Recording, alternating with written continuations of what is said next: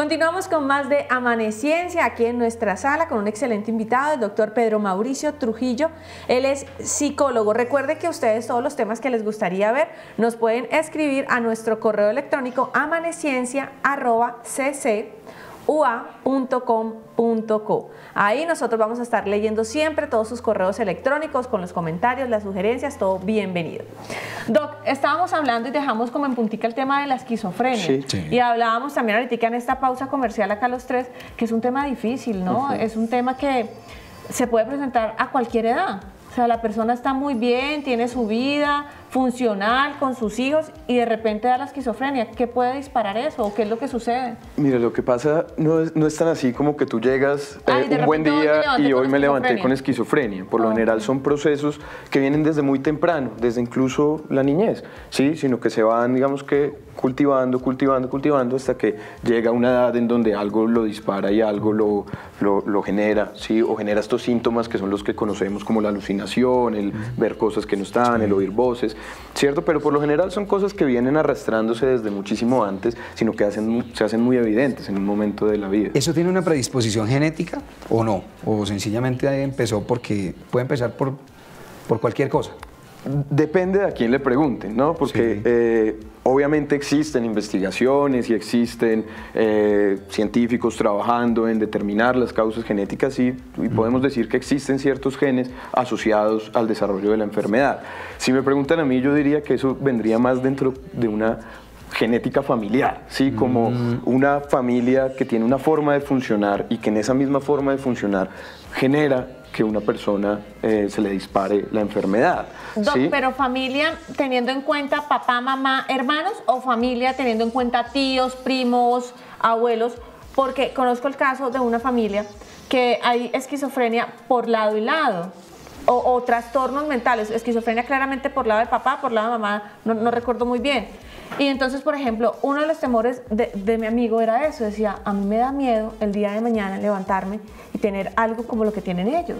Claro, digamos que puede existir una predisposición genética, pero existen factores que la disparan o no, ¿sí? Y ahí es donde voy a lo de la familia, ¿no? Si yo tengo la predisposición genética para tenerlo y llego a una familia muy disfuncional, una familia muy conflictiva, tengo una relación muy difícil con mis figuras paternas, eso puede hacer que se dispare. No quiere decir que porque tenga un primo o un tío que tuvo esquizofrenia, yo necesariamente lo vaya a tener. Y ahí digamos que también entra un poco la pregunta de por qué nosotros nunca pensamos en hacer cosas preventivas en cuanto a salud mental. ¿Sí? Nadie piensa en voy a ir al psicólogo simplemente para acompañarme en mi proceso, para pensar sobre mis cosas, para evitarme llegar a ese punto tan complicado como una depresión, como una esquizofrenia.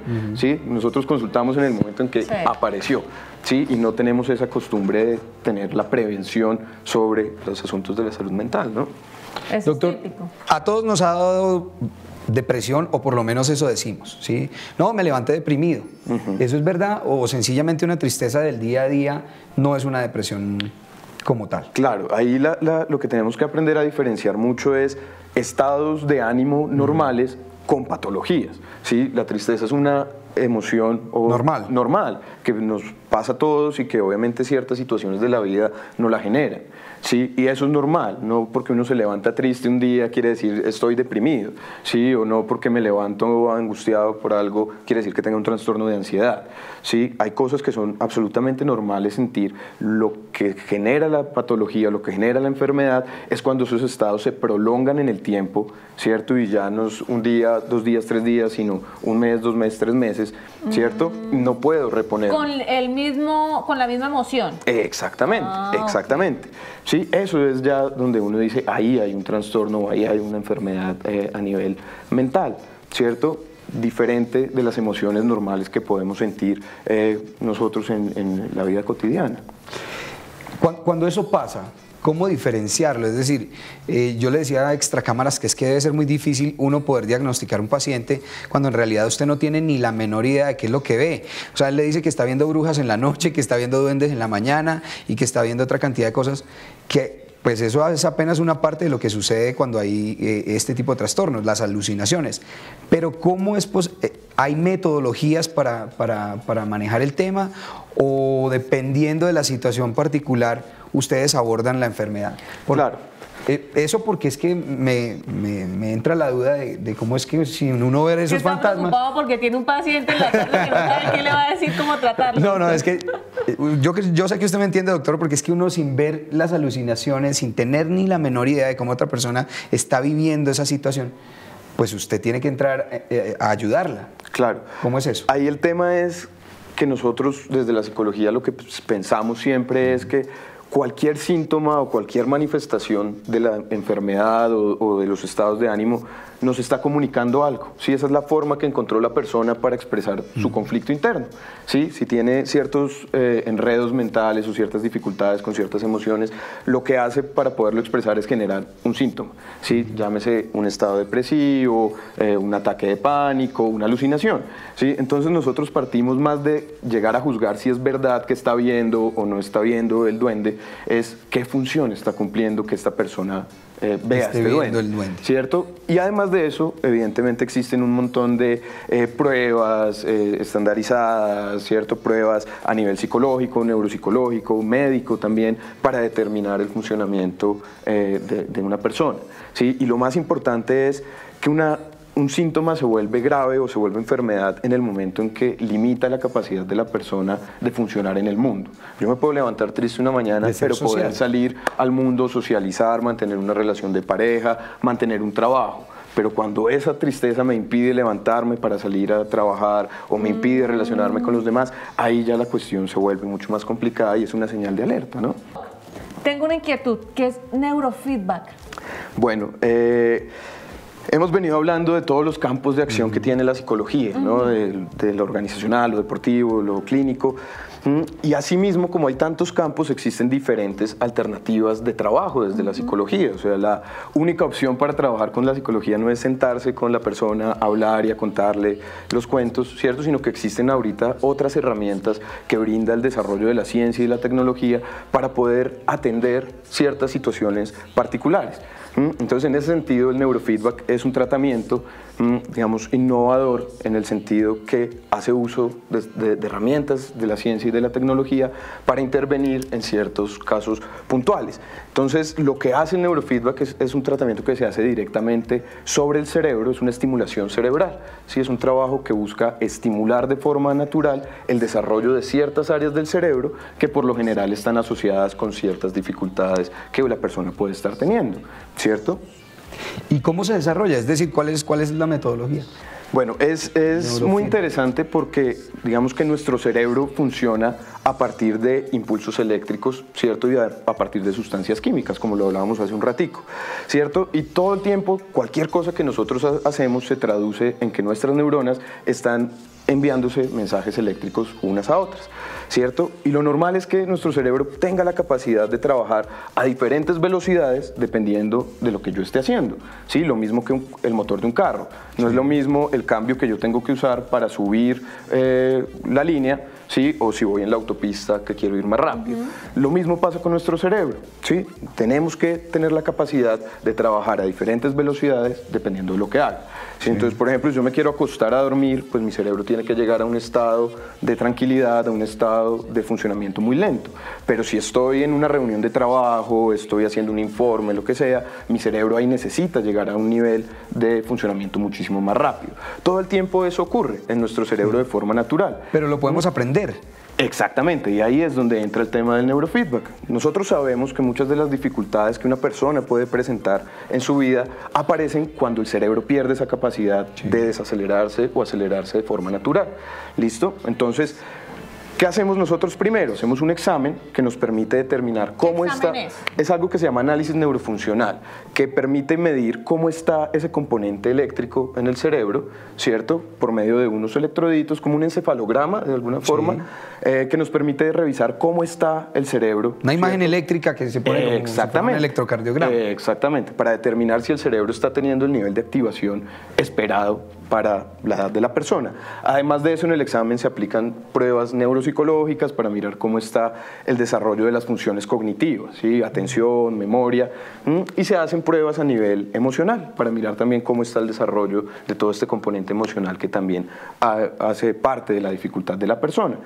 El resultado de este examen, ¿qué nos dice? Mire, en estas zonas el cerebro está teniendo una dificultad. Unas fallas. Exacto, en su funcionamiento. Acá no está logrando acelerarse, acá está muy acelerado, ¿cierto? Y eso nos permite a nosotros trazar un mapa del cerebro para saber cuáles son las zonas donde debemos intervenir y donde debemos realizar la estimulación. ¿Listo? Entonces, una vez tenemos ese examen y esa información, lo que hacemos es arrancar el tratamiento como una forma de enseñarle al cerebro y enseñarle a la persona una forma de tener control sobre su cerebro, sobre el comportamiento de su cerebro. ¿Y esa forma es química o es un aprendizaje o son unos talleres o eso es formación académica? ¿Cómo es que lo manejan y cómo se hace? Es absolutamente interesante porque todo se hace a través de un programa de computador. ¿Sí? Lo que el examen nos dice a nosotros, esta parte frontal del cerebro no está funcionando bien. ¿Cómo es? ¿Qué hacemos nosotros? Ponemos un electrodo, ¿cierto?, en esa zona del cerebro que debemos estimular. Por ese electrodo no entra ningún tipo de corriente eléctrica, no es un tratamiento de electrochoques como podría uno pensar. Simplemente el electrodo sirve para que uno pueda ver en la pantalla de un computador cómo está funcionando esa zona del cerebro, ¿cierto? Y mirar cómo cuando uno se comporta de una forma o hace ciertas cosas, eso se ve reflejado en cómo sus neuronas trabajan, ¿cierto? Inmediatamente después la persona lo que hace es empezar a interactuar con unos juegos, unos videojuegos que va a controlar por medio de la actividad de su cerebro. No va a utilizar ningún control, ningún mouse, ningún teclado. Lo único que va a utilizar es la electricidad de su cerebro. Entonces, si logra la persona llevar a su cerebro a ese funcionamiento que nosotros queremos, que es el adecuado, el videojuego se activa, ¿cierto? Y funciona y le da la retroalimentación a la persona, vamos muy bien, así es que lo tienes que hacer. Cuando no, el videojuego para y le dice pilas, porque ahí ya no estamos funcionando como es. Sabina, súper interesante. Eso es como cuando uno coge un play y empieza a jugar fútbol cuando es la versión nueva, cuando coge cualquiera de esos videojuegos y es la versión nueva, pues uno empieza a aprender a manejar los controles porque traen funciones muy diferentes. Es exactamente igual con el tema cerebral. Entonces empezaría uno a manejar lentamente, a activar esa zona que todavía no sabe activar hasta que la desarrolle. Exactamente, Facilísimo. de eso se trata.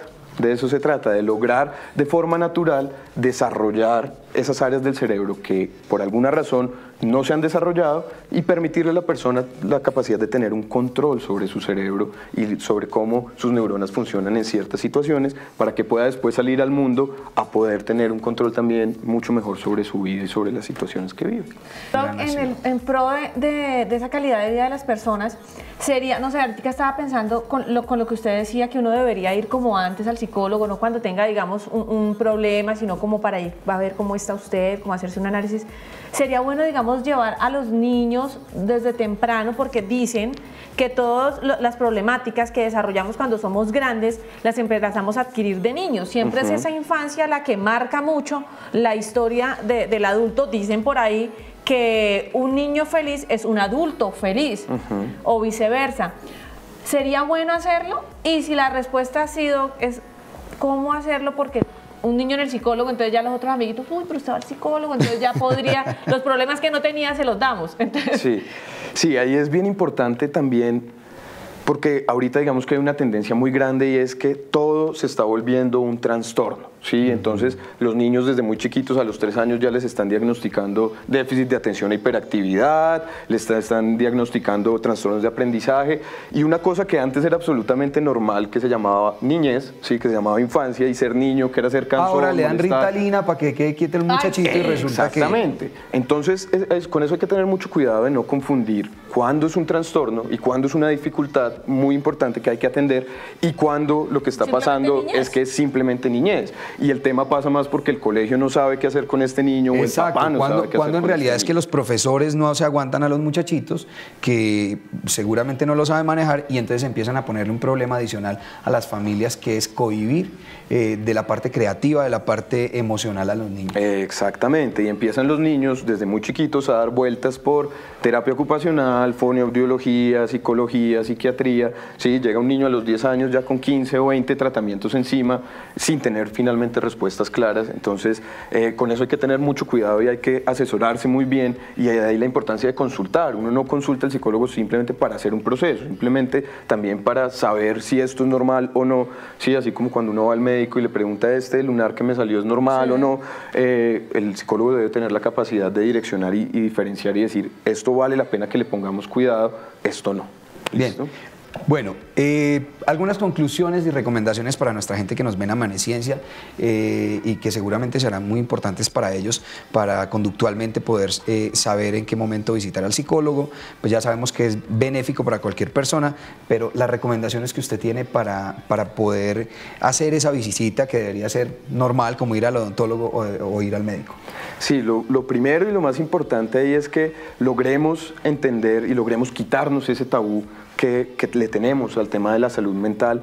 La salud mental no es el coco, ¿sí? No es lo más terrible, la mente es una cosa muy compleja, pero también hay formas de entenderla y de trabajarla, y ahorita la ciencia y la tecnología y los avances nos permiten tener herramientas que nos faciliten la vida, ¿sí? Entonces, qué chévere que podamos salirnos de esa concepción del psicólogo para los locos, ¿sí? Y podamos empezar a pensar el psicólogo como alguien que nos facilita, que nos puede ayudar en el camino y que nos puede hacer el camino mucho más tranquilo y mucho más fácil para nosotros. Muchas veces nos acostumbramos a vivir con la ansiedad, con la depresión, porque eso es, sí, y toca, y no, hay formas y no es tan difícil poder llegar a un estado de más tranquilidad y de mayor conciencia y de mayor control sobre uno mismo, ¿no? Entonces, esa sería la invitación, y la mayor recomendación es qué chévere que podamos perder el miedo al psicólogo y a conocernos a nosotros mismos, porque ese miedo al psicólogo viene asociado a un miedo que todos tenemos de conocernos a nosotros mismos, y tenemos un montón de fantasías de que lo que nos pasa es terrible y que estamos súper locos todos, y no necesariamente es así, simplemente todos tenemos historias y todos hemos pasado por cosas. Qué bueno poder pensar sobre esas y hacerlas productivas. Pues doctor Pedro Mauricio Trujillo, muchísimas gracias por acompañarnos, por hablarnos sobre este tema tan ampliamente, por respondernos todas las preguntas que teníamos aquí en Amaneciencia. Nosotros nos vamos a una pausita comercial y ya regresamos con más de Amaneciencia.